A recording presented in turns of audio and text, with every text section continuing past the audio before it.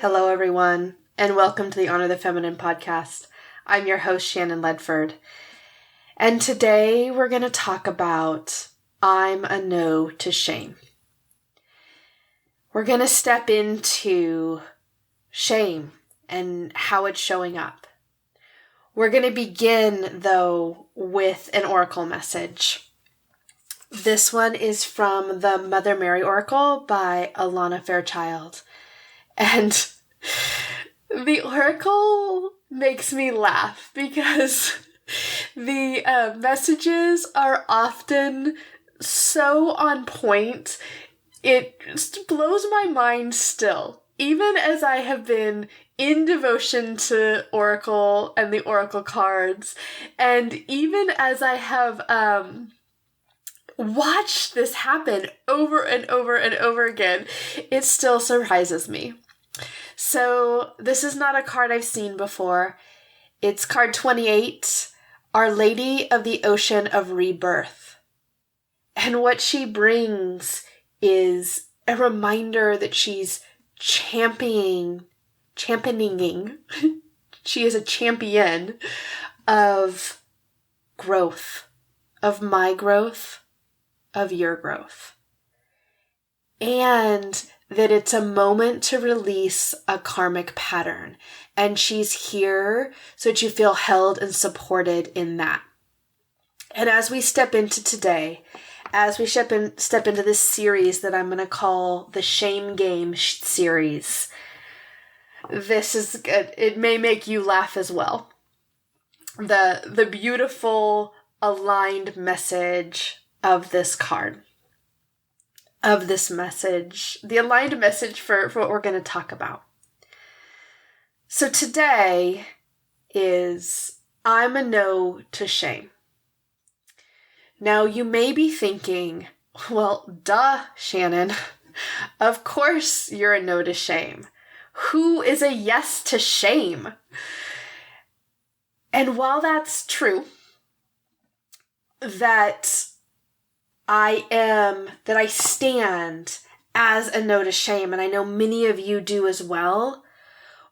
What I've really found is that as much as I think about and am intellectually a no to shame, there's been a couple of areas that have become really apparent that I'm not living that, where shame is still really intertwined into a couple of areas recently that have become really, really clear.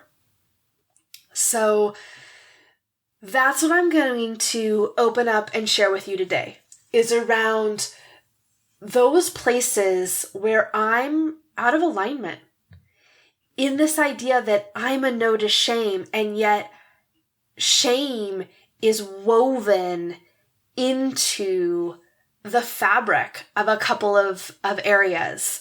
The first is I still have a New York law license.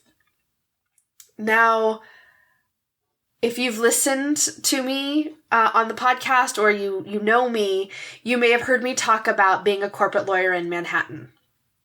So I was a corporate lawyer in Manhattan for about 2.5 years. I went to law school on the East Coast. I then worked in New York, and I left that job in 2003. That was 15 years ago.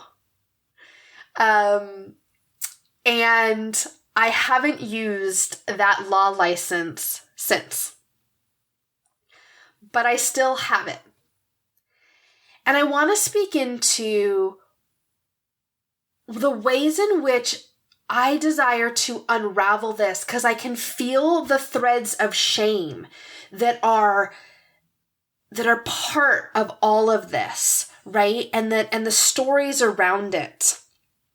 And so I did in 2011 renew that license. Like I brought it up to so that I was active, because I took the bar exam in North Carolina.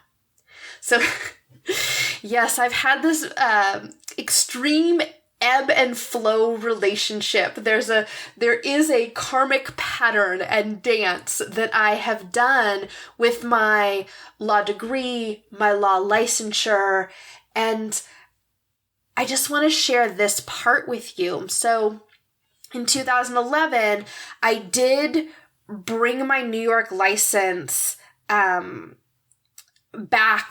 Like I basically resurrected it from the dead in some ways.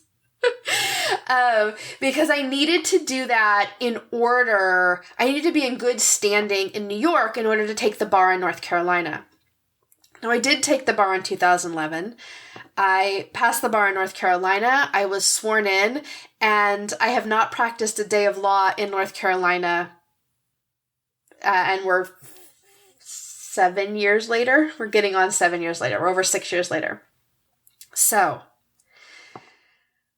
there is this dance that I've been doing. And I left this buttoned up lawyering life behind in 2003. I then was, I traveled around the world. I lived in a Land Cruiser in Africa for a number of months. I became a travel photographer for a number of years. And so all of these parts of me, I haven't worked full time for anyone but me since then. I've had some jobs, but I haven't worked full time for anyone else since 2003. And still, while I appear to have left all of this buttoned up life behind, and in so many ways I have, I still am holding on to this law license. Now, it's not in good standing. I haven't paid the dues on that law license. I haven't done the continuing legal education.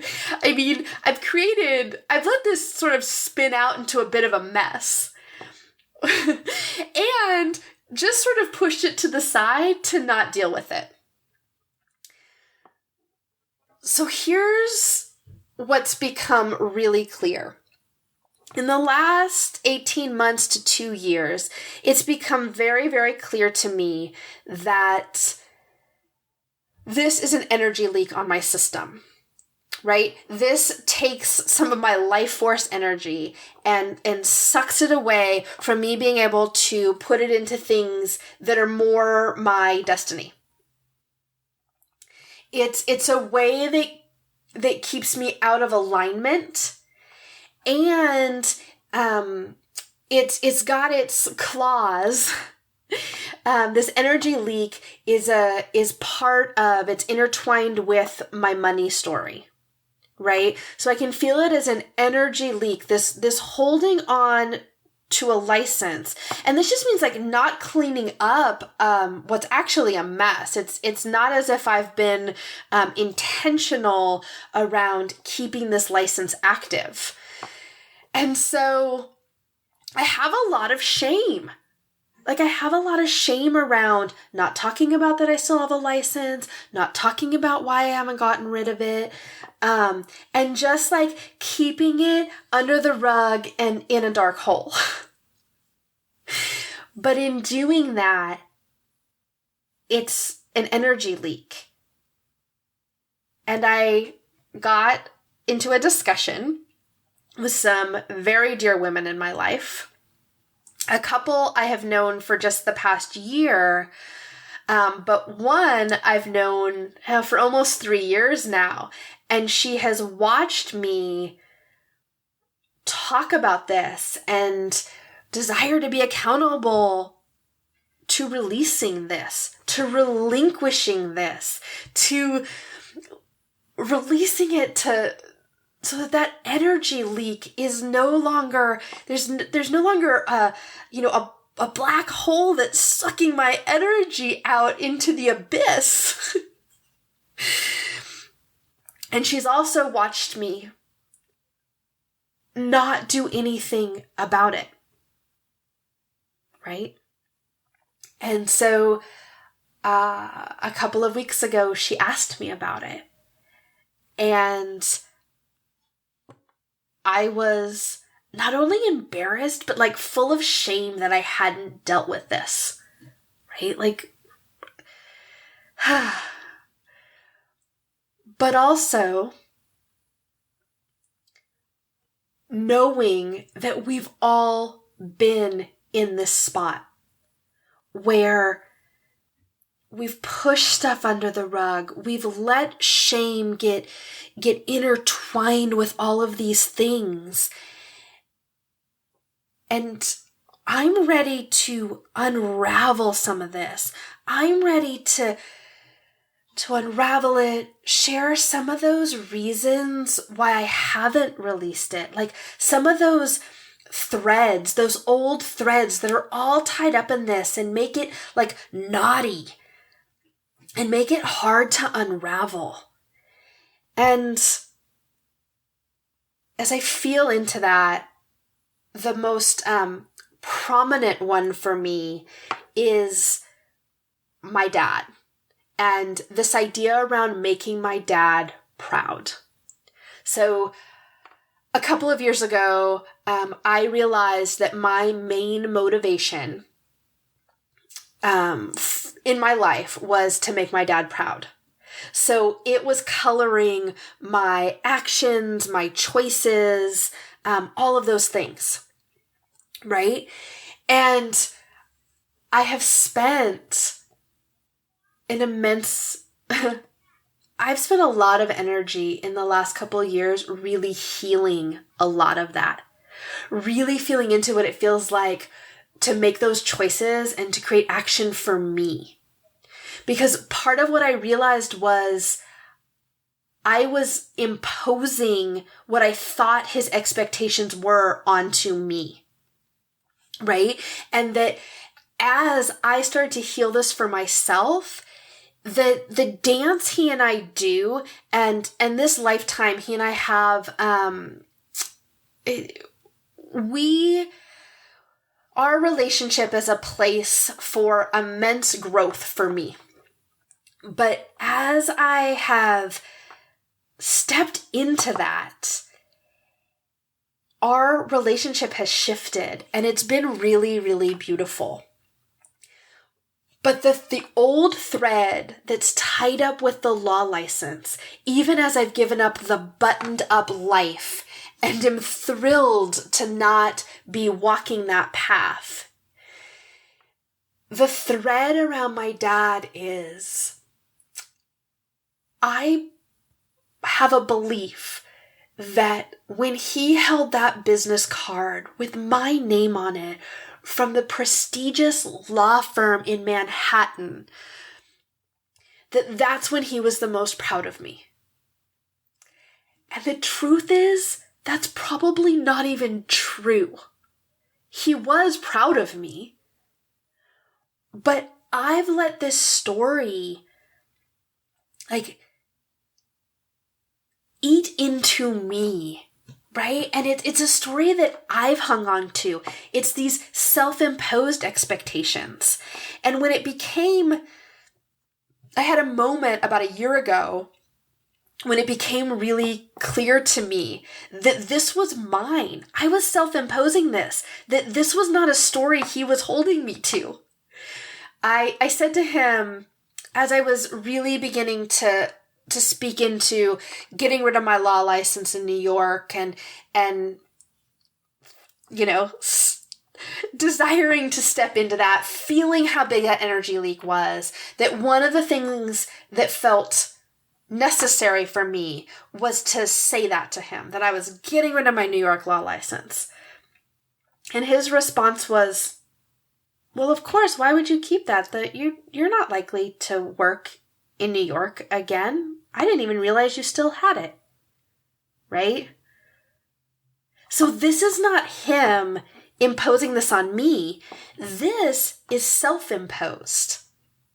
Right? From me onto me. Self-imposed on myself. And so, yeah. But there's still this part of it. This holding on, that little girl part of me holding on to that time that I believed he was really the proudest. And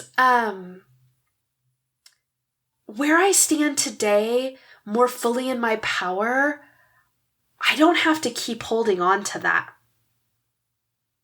I don't have to keep pushing this under the rug to keep that safe, that how proud he is of me safe.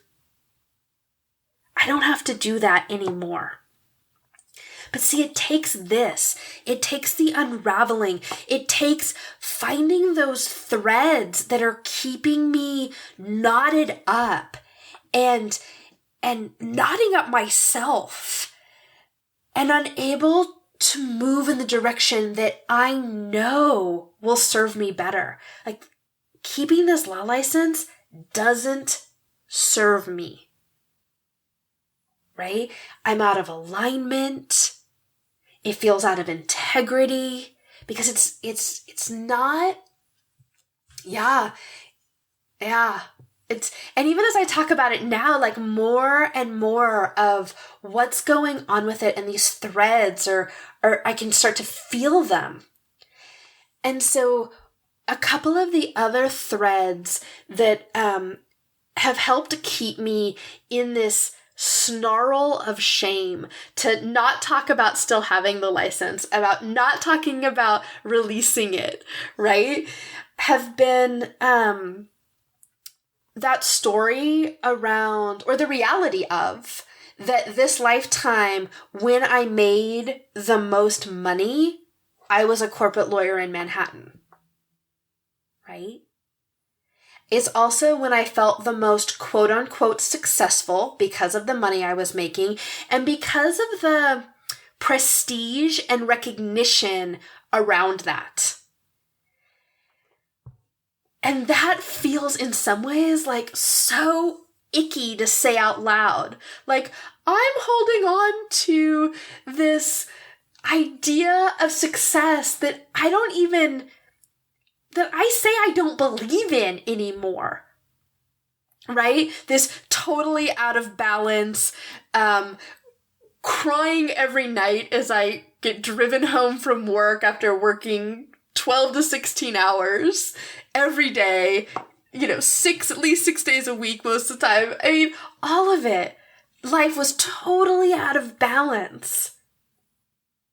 And yet, there's that conditioned part of me that was quote unquote successful because of the money and the prestige and the recognition of that. And that makes me almost want to hide, right? That there's still a part of me that longs for that. And that doesn't want to, not even longs for it. I guess there's that small part of me that still longs for it. But there's that part of me that doesn't want to just release it. Because in some ways, in keeping the law license, I can still hold on to all of that somehow. Yeah. And, that money story of mine that you have to work hard and really be out of balance in order to have the things that you want financially. And that's a story that I continue to unravel and unravel and unravel. And I know that not to be my truth, but there's still this conditioning around it that you have to work hard and work to the bone and really sacrifice in order to be successful and financially abundant and prosperous and have money. And so that gets tied into it as well. And then there's been this realization, another thread around my belief in myself, my belief in what I'm doing, my belief in my work of helping women stand more fully in their power, share their voices, and express their truth. That has value, that it is part of the new way and this new system that that runs counter to a lot of the conditioning that I grew up with, not only in my family, but in our culture, in our society. And so there's still a thread of holding on to this because of that. Because of wondering if I need a fallback. There's this huge part of me that's like, I'm never going back to that. There's no way. It would kill me. Right? But there's these small parts of myself, and they are laced with shame around still thinking that. Right? And thinking that like, oh, no, right? And those parts of me, they're great. Really. Like, they're okay. If this wasn't an energy leak for me, the way that it's playing itself out, I might keep the law license. But it's not in alignment for me. And it's about me healing these parts of me. And then, I have one of the last threads that I've identified so far. That's really what this is about, is like identifying what's in this knotted, raveled up self of shame around all of this, is just that overwhelming feeling of not wanting to spend the time, money, or energy to really release this. That if I just keep leaving it over there, like somehow it'll take care of itself. It's not true. And just the way the perfect oracle card comes up with the perfect message for the moment. And if you remember, it's about the card from today, Our Lady of the Ocean of Rebirth, is about Mother Mary being a champion for your growth and holding you through the release of an old karmic pattern. Right? Like, it doesn't get more on point as far as I'm concerned. And so actually, the story around, the time, the money, the energy, there are ways in which magic will start to take care of this, but I have to work with it. I can't just leave it in the dark, in the shame, under the rug over here, and, hope magic's gonna do something to it. But I'm a firm believer that as I start to really walk into this and take action, magic will come on along. Spirit will come along and help bring about this process with more ease and grace than I can imagine. And so I'm a no to shame. And one of the ways that I'm being more in alignment with that and really walking that journey is to expose all that I've been sharing with you to the light. Shame can't live if I share, right? Because shame wants me to keep all of this in the dark so it can keep like growing and have this fertile ground to continue to manifest itself. But this sharing is part of the releasing. It like brings it into the light. It also exposes my fears, right? And all those places for me that that might even be those places that I don't love about myself, right? But how can I start to? Can I start to through this process? And it just gives me the opportunity to stand more fully in my true power as I unravel this for myself. And so I'm going to take you on the journey. I'm going to take you on the journey over the next few weeks as I release my New York law license, as I relinquish the shame around not having done it and the reasons for not doing it, right? And in all of this, I'm getting accountable to myself through sharing.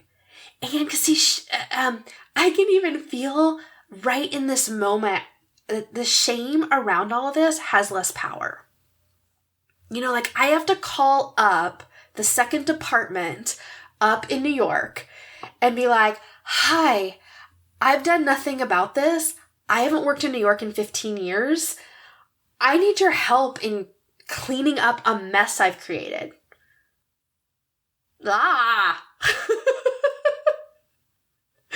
In a space with a degree, in a world where that's not how I remember it operating 15 years ago. But I was a different woman then. And so I'm going to bring myself to this process. And I'm going to continue to share. This idea of I'm a no to shame, and yet I'm not living it. I'm out of alignment.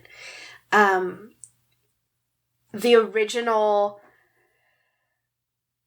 space was that I was going to do this one episode, but it's dropped in that this is a 9-part series of sharing. And so over the coming weeks, I will release a shame game episode on Wednesdays and unraveling more and more of this around this journey. And I invite you to come on along. I'm surrendering to co-creating this release with ease and grace between myself and spirit. And it'll be interesting to see what comes about. It will be interesting to see what dark places are opened, what amazing things happen. There will be moments, I'm sure, where it is awkward. There'll be moments where it's hard and vulnerable. There'll be moments where it's joyous. I'm sure there'll be some pure laughter. Sometimes we just have to laugh at ourselves. Yeah.